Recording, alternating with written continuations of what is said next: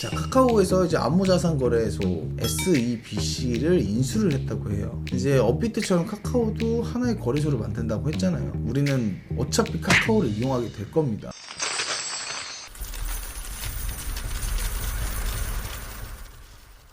자, 금일 시황 시작하도록 하겠습니다. 어제 얘기인데요. 래퍼 로직이 콘서트에서 BTC 결제를 이제 지원한다고 해요. 전체적으로 이제 미국에서도 조금씩 이제 비트코인이 활성화가 되고 있다는 건 여러분들도 아시겠지만 점차 많은 사람들이 이렇게 움직이고 있다라는 것만 알고 가시면 될 것 같고, 제일 중요한 내용은 지금부터 나올 거예요. 솔라나에 대한 내용인데요. 135달러 저항을 돌파를 했고요. 현재 이제 이더리움의 이제 강력한 경쟁자인 솔라나가 지난 7일간 30%가량 오르면서 전체적인 시가총액의 6위에 이제 안착을 했죠. 그렇기 때문에 솔라나가 다시 강세를 좀 이어가고 있는데, 어차피 또 올라가는 만큼 떨어지는 것도 있어야 됩니다. 들어가는 타점은 여러분들께서 비트에 약간의 조정이 있다든가 어느 정도 솔라나가 조정이 들어왔을 때 그때 진입을 하시던지 다른 코인을 보셔도 되고요. 그리고 솔라나에 물리신 분들 그래도 어느 정도 대부분 탈출을 다 하셨다고 생각합니다. 제가 40% 50% 물렸던 게 탈출이 됐으니까요. 여러분들도 아마 거의 탈출이 되지 않았을까 생각하고 있어요. 자, 카카오에서 이제 암호자산거래소 SEBC를 인수를 했다고 해요. 일본 법인의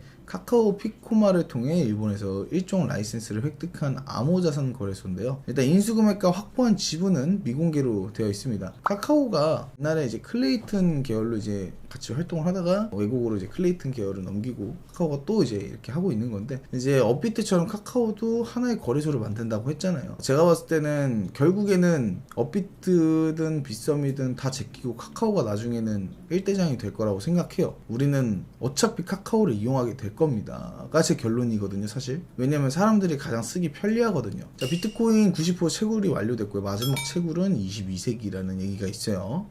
이 부분은 궁금하신 분들은 멈춰놓고 보시면 될 것 같고요. 폴카닷이 이제 DOT 락업을 해제한다고 합니다. 이것도 그냥 보실 분들만 보시면 될 것 같습니다. 자, 그리고 KT가 NFT 시장에 진출을 한다고 해요. 그래서 밍클에서 웹툰 NFT 베타 서비스를 개시한다고 하고요. 이렇게 NFT 관련해서 이렇게 계속적으로 도전을 하는 방향은 좋은데, 이런 이제 KT 같은 대기업들은 NFT 시장을 이제 진출을 목적으로 먼저 가는 것보다 P2E 쪽으로 했었든지 스테이킹이나 이제 좀 게임 개발되는 회사 쪽에 더 많은 지분을 투자해서 협력을 가했다. 그게 훨씬 더 메리트가 있다고 생각하거든요. 이렇게 NFT를 베타 서비스를 게시하는 것보다는 사실 이걸로 해서 우리가 돈이 되진 않아요, 저가 봤을 땐. 그리고 이제 한국은행에서 금융시장의 변동성이 확대 우려가 보인다라는 얘기를 하는데요. 국제원자재가 급등을 했고 물가가 이렇게 올라갔기 때문에 금융시장의 변동성이 보인다. 변동성이 확대된다는 게 꼭 떨어질 거라는 얘기는 아니거든요, 사실. 그죠? 여러분들이 이런 거에 대해서 야, 이런 글이 나왔으니까 이제 무조건 떨어질 거야 라는 생각을 또 이제 너무 강력하게 생각하지 마시고, 어차피 뉴스 시황 같은 경우는 그냥 우리가 알고 가야 되는 내용이라는 거죠.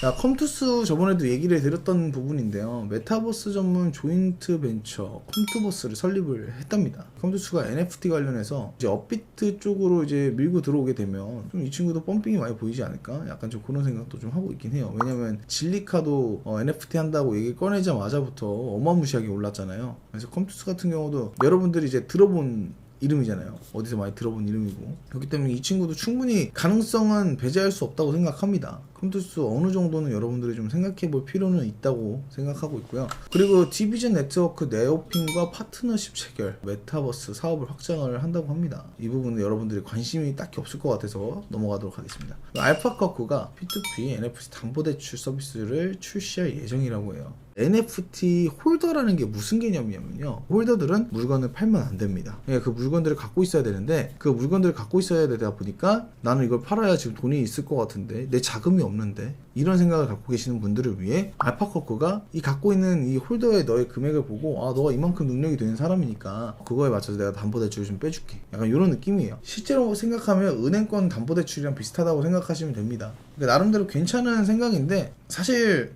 출시 예정일 뿐이니까 지금 확정은 아닙니다. 그리고 알고랜드의 재단에 포뮬러 관련 한정판 NFT 시리즈를 출시할 예정이고요. 이 부분은 궁금하신 분들은 보시면 될 것 같습니다. 에비앙에서 테조스 기반 NFT를 출시한다고 해요. 그 외국에서는 에비앙을 진짜 많이 먹더라고요. 뭐 우리나라 뭐 호텔에서도 에비앙 먹잖아요. 그만큼 에비앙이 좀 나름대로 생수 쪽에서는 좀 한 획을 긋고 있긴 하잖아요. 테조스 블록체인 기반의 NFT를 출시할 예정이라고 해요. 근데 요즘 들어서 자꾸 이제 테조스가 자주 보여요. 분위기가 NFT 쪽으로 이제 진출을 좀 세게 하려고 하긴 하나 봐요. 느낌상 테조스를 좀 봐야 되나 약간 요 생각은 드는데, 워낙에 통수가 많은 코인이라.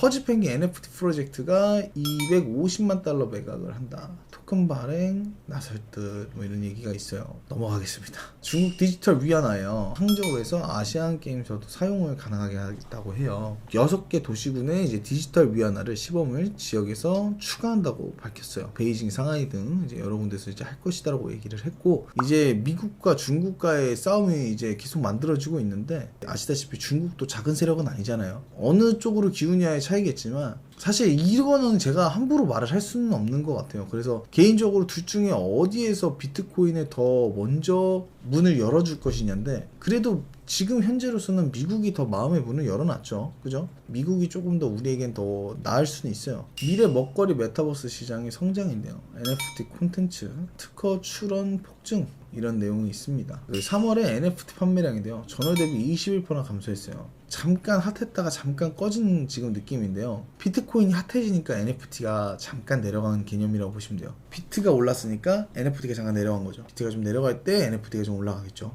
약간 좀 이런 식으로 좀 놀지 않을까라는 생각을 좀 하고 있거든요. 자, 그리고 국내 상장사 실적 발표인데요. 이제 성적표가 나오는 실적 발표 시즌이 시작됨에 따라 투자자들이 이제 관심의 각사 영역 이익을 전망치로 이제 몰리고 있다는 거죠. 추가로 발표되면 원가 부담 가중에 따라 제조업 일부 업종의 영업이익이 더 하향할 가능성이 있어 지켜봐야 한다는 뭐 설명도 하고 있고요. 넘어가도록 하겠습니다. 어려워요. 그러니까 함부로 말 꺼냈다가 욕 먹을 것 같아서 말을 못 꺼내겠어요. 자, 이뮤터블 X IMX 토큰 경제 포털 노션 페이지 개설인데요. IMX 토큰 경제 관련 정보를 원스톱 방식으로 제공하는 노션 페이지 IMX 토큰 노믹스 포탈을 개설한다고 이제 얘기를 하네요. 자, 마지막 내용입니다. 크로노스 테스트넷에서 070 버전 업그레이드를 완료했다고 합니다. 사실 이 내용도 별로 중요하지 않아, 형들. 이것까지는 그냥 넘어가도 될 것 같아요. 다시 한번 말하지만 우리가 조금 봐야 될 게 뭐였냐면, 딱 한 번 마지막 한 번 더 찝어드릴게요. 보시다시피 중국 디지털 위안화, 이거 좀 중요한 내용이겠죠. 자, 그리고 에비앙이 테조스 기반으로 NFT를 출시한다는 거, 이거는 나름대로 재밌는 얘기가 될 수 있어요. 그 컴투버스를 설립했다는 거, 카카오가 암호자산 거래소 SEBC를 인수했다는 거, 업비트를 대체할 게 나온다는 거죠. 그리고 제일 중요한 거죠. 솔라나가 이제 저항을 돌파했다는 거. 그러면 조정이 어느 정도 올 수 있다는 겁니다.